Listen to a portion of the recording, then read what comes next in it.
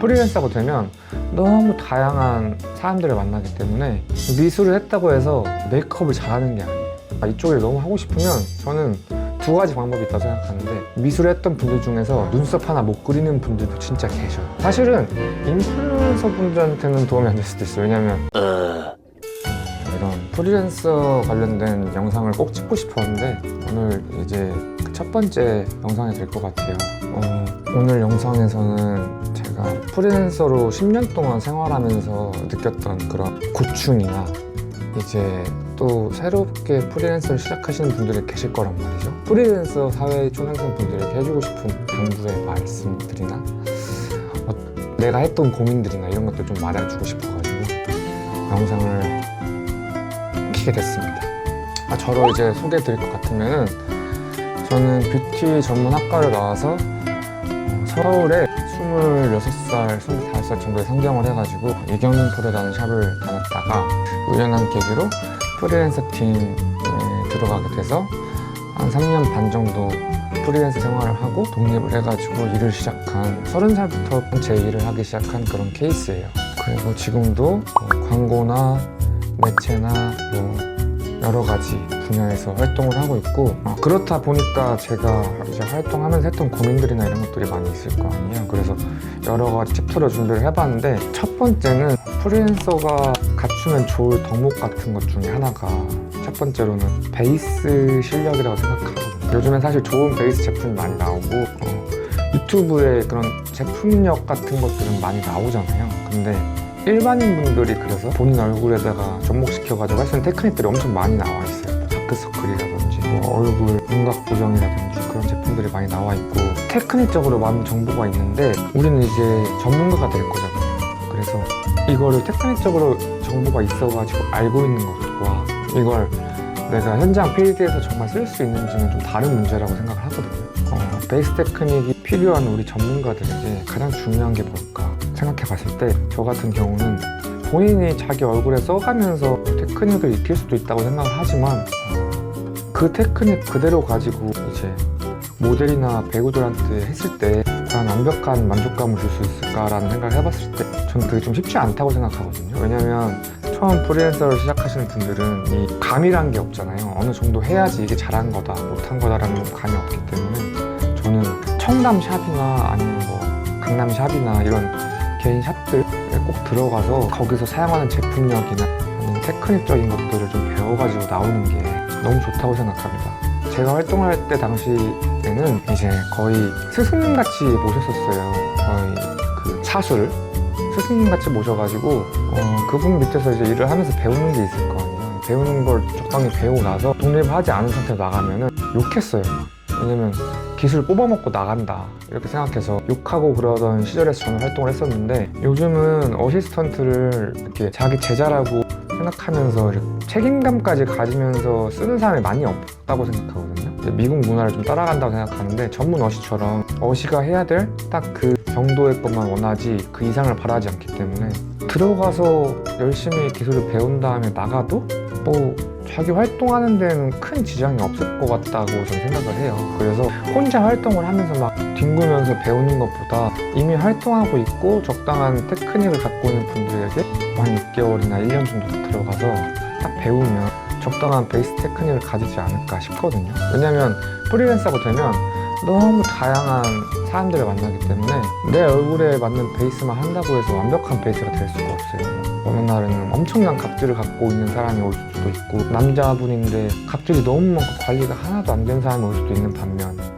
피부 관리 엄청 잘해가지고 각질 하나도 없고 맨들맨들한 분이 올 수도 있는 거고, 이런 다양한 상황에서 대처를 해야 되기 때문에 그에 맞게 좀 다양한 테크닉이 필요하거든요. 제품을 사용하는 제품력 같은 것도 좀 공부를 해야 되고, 유튜브를 보면서 혼자서 공부하는 게 좀 무리가 있다고 생각을 해서 그런 베이스 테크닉 같은 경우를 배우는 게 참 중요하다고 생각을 합니다. 왜냐하면 그런 걸 배워놔야 나중에 프리랜서 생활을 할 때 배우라든지 어떤 분들을 만났을 때 좋은 기회를 잡을 수 있다고 생각을 해요. 윤곽 메이크업을 아무리 잘한다고 해도 베이스가 좀 너무 별로고 그러면 클라이언트 쪽이나 배우 쪽에서 만족을 못하는 경우도 있거든요. 저도 그런 경험이 있었었고, 그렇기 때문에 그런 베이스 테크닉을 위해서 꼭 샵에서 잠깐 근무하는 걸 추천을 한다. 프리랜서를 하고 싶더라도 왜냐하면 다들 아시겠지만 뷰티학과에서 배우는 기술들은 필드에서 쓸 수가 없는 기술들이 좀 많아요. 그러니까 뭐 학과에서 주는 제품들도 그렇고 학과에 다니면 제품들을 구매하잖아요. 그런 제품들 나와가지고 잘 안 쓰게 돼요. 결국에는 다 우리는 로드샵이나 백화점에 있는 제품들을 쓰게 된단 말이죠. 근데 그런 것들 중에서 많이 쓰고 이런 것들도 다 결국 일을 해봐야지 좀 알 수 있어. 어떤 제품 좋다 뭐 이런 것들도 밖에서 일을 해봐야지 알 수가 있는 부분이기 때문에 일을 해보는 걸 추천을 드립니다. 그래서 첫 번째는 샵에서 짧게는 뭐 3개월, 길게는 1년 정도 꼭 근무를 해보는 게 이제 긴 뒤에 프리랜서 생활에 도움이 될 것 같다. 이게 첫 번째 꼭 해드리고 싶었던 말이고, 두 번째는 메타인지. 메타인지가 뭐냐면 자기 자신이 어떤 사람인지에 대한 객관적인 판단을 할 수 있게 돼야 된다는 말인데, 이게 무슨 말이냐면 프리랜서를 하게 되면 진짜 다양한 일을 하게 돼요. 저 같은 경우도 뭐 웨딩 촬영, 매거진 화보 촬영, 매거진 뷰티 촬영, 뭐 광고 뷰티 촬영, 광고 촬영, 일반 광고 촬영, 요즘엔 자주는 안 하지만 하이 뷰티, 뭐 이렇게 아트웍 같은 것도 있고, 그런 거 하다 보면 모든 사람이 똑같을 거예요. 자기만의 장점, 자기가 잘하는 부분이 있고 못하는 부분이 분명히 있습니다. 그래서 대부분은 잘하는 부분을 좀 파기도 하고 아니면 못하는 부분을 좀 노력해서 좀 업그레이드 시키려고도 하고 하는데, 제가 일을 하면서 느꼈던 게 뭐냐면 미술을 하다가 넘어오신 분들 있잖아요.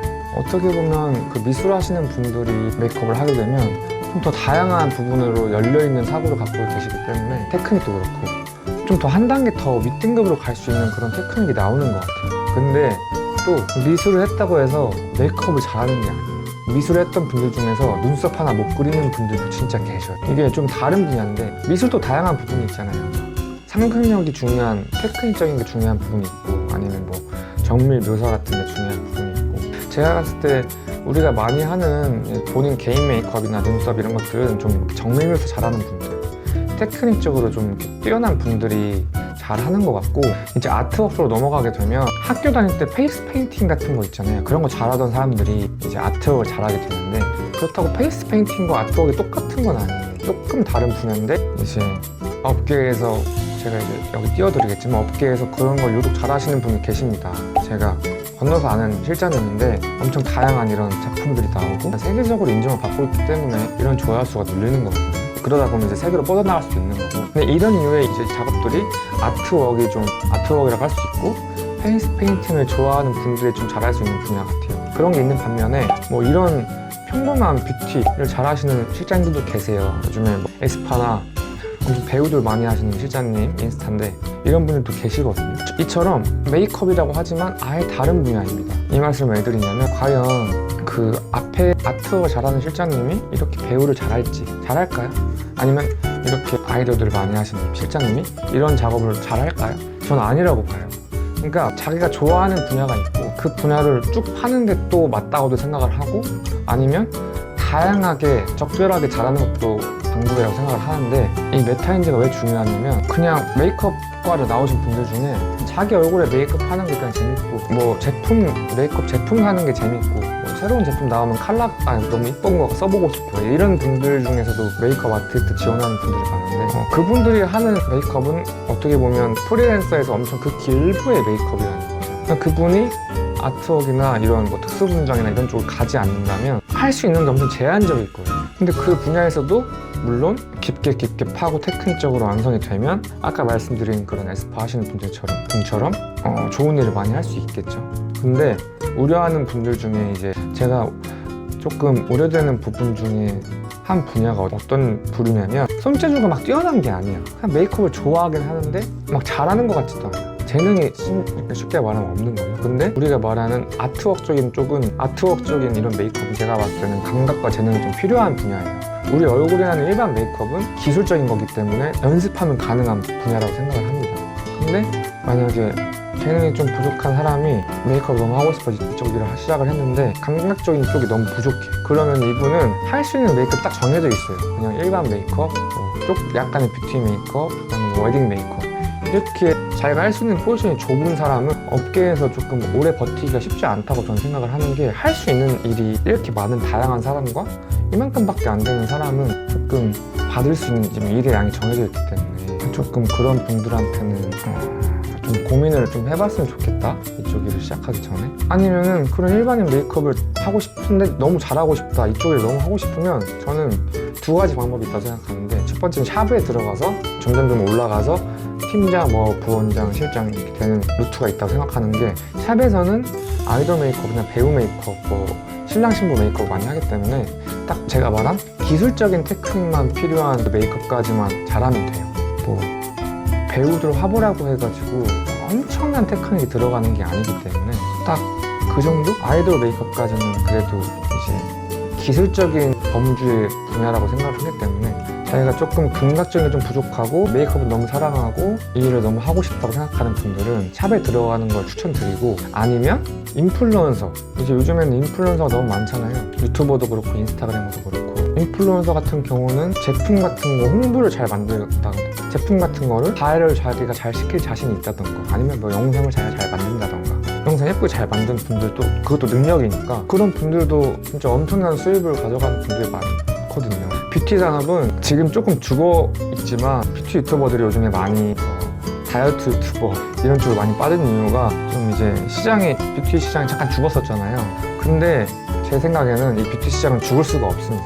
인간의 아름다워지고 싶고 이뻐지고 싶고 멋있어지고 싶은 인간의 욕구는 기본적인 거기 때문에, 제 생각에는 시장이 힘들어질 수는 있어도 어떤 다양한 방법으로 다시 돌아올 거예요. 그렇기 때문에 인플루언서를 하는 것도 하나의 방법이라고 생각을 해요. 딱 일을 하는 게, 나가서 메이크업만 하는 건 이제 메이크업 아티스트의 직업인 거죠. 자기 얼굴에 한다든지 화장품 협찬 받은 걸 홍보를 잘 한다든지, 이런 것도 다 어떻게 보면 메이크업적인 행동을 해야 되는 부분이기 때문에 메이크업 아티스트의 하나의 가지라고 생각하거든요. 가지로 뻗어나가는 거 생각하기 때문에 그런 쪽의 장점을 갖고 있을 수도 있죠. 예를 들어서 본인이 엄청 이쁘다던가, 아니면 엄청 개성이 넘친다던가, 아니면 엄청 유머러스하다던가, 그랬을 때는 이렇게 뭔가 다른 방법으로도 풀 수 있다고 생각을 합니다. 그래서 오늘 영상은 프리랜서를 시작하고 싶으신 분들에게 꼭 제가 이제 과거부터 해주고 싶었던 말이고, 제가 금손오빠를 시작했던 이유도 어떤 유튜버 친구가 저한테 그랬어요. 제가 유튜브를 하고 싶다고 하니까, 남자였습니다. 형, 유튜브는 형만 할 수 있는 걸 하는 게 좋은 것 같아요. 이렇게 말을 했거든요. 나만 할 수 있는 게 뭘까?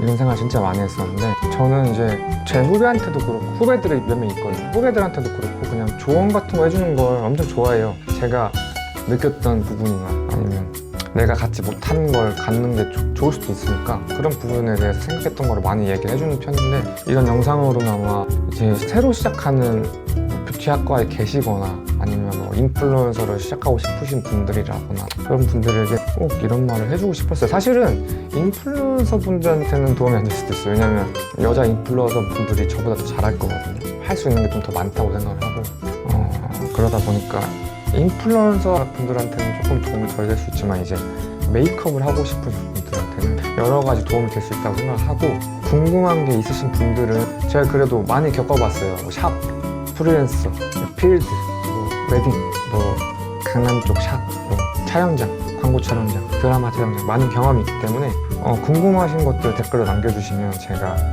하나하나씩 영상을 만들어 보려고 합니다. 그럼